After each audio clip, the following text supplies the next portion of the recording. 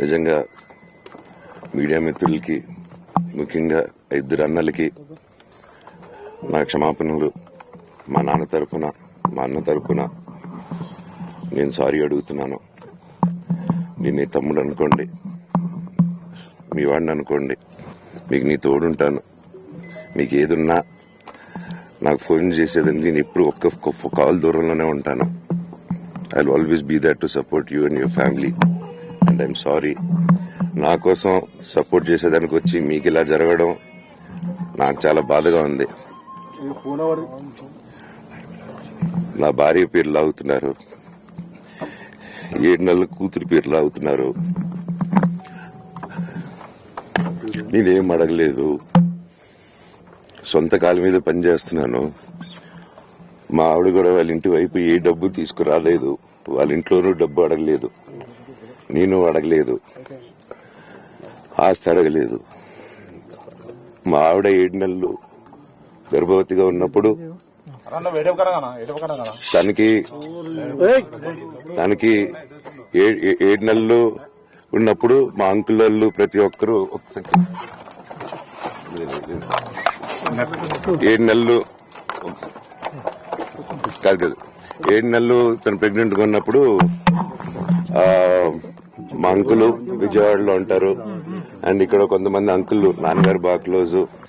మనోజ్, నువ్వు ఎన్నో సంవత్సరాలు ఇంటి బయటగా ఉన్నావు, నీ సొంతంగా ఉన్నావు.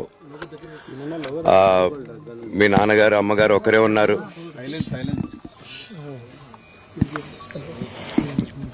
మీ నాన్నగారు అమ్మగారు ఒకరే ఉన్నారు. మీ అన్నయ్య ఏమో దుబాయ్కి షిఫ్ట్ అయిపోయాడు ఫ్యామిలీతో. మీ వైఫ్ ప్రెగ్నెంట్గా ఉంది, తనకి తల్లిదండ్రులు లేరు. తనకి ఇప్పుడు మీ అమ్మ అవసరం ఉంది, పెద్దోళ్ళు అవసరం ఉంది. నువ్వు అక్కడ ఎలా చూసుకుంటావు అంటే, నాకు ఆ రోజు మా భార్య కూడా ఒకసారి వాళ్ళు అన్నీ చెప్తున్నారు కదా, ఎందుకండి ఒకసారి వినండి అంటే, సరేమ్మా నీకోసం వస్తాను అని చెప్పి మళ్ళీ తిరిగి రావడం జరిగింది. అండ్ నేను ఈరోజు నా గురించి ఆరోపణలు వేస్తున్నారంటే అది నేనేం చెప్పలేను. ఓన్లీ మీకు ఆధారాలు మాత్రమే చూపించగలుగుతాను. ఇప్పుడు వాళ్ళు చెప్పి నేను చెప్పి ఇది కరెక్ట్ కాదండి. నేను ఎప్పటి నుంచో కూర్చొని మాట్లాడదాం అంటున్నాను. పిల్లలకి లోకల్లో అక్కడ లోకల్లో ఉండేది ఎవరో కాదండి, మా బంధువులే అండి అందరూ. ఆ చుట్టుపక్కల గ్రామాలందరూ మా నానమ్మ ఊరు, మా అమ్మమ్మ ఊరు అందరూ మా వాళ్ళండి. వాళ్ళ పిల్లలు, మనవాళ్ళు, వాళ్ళ బంధువులు. సో వాళ్ళకి అన్యాయం, వాళ్ళు నాకు వాళ్ళ అర్జీలు పెట్టుకున్నారు, వాళ్ళ లెటర్లు పంపించారు, వాళ్ళన్నీ చేశారు. నేను వాళ్ళకి సపోర్ట్గా మద్దతుగా నిలబడి ఏమైంది నేను అడిగేసరికి వినయ్ అతనికి ఫోన్ చేశాను, మెసేజ్లు పెట్టాను.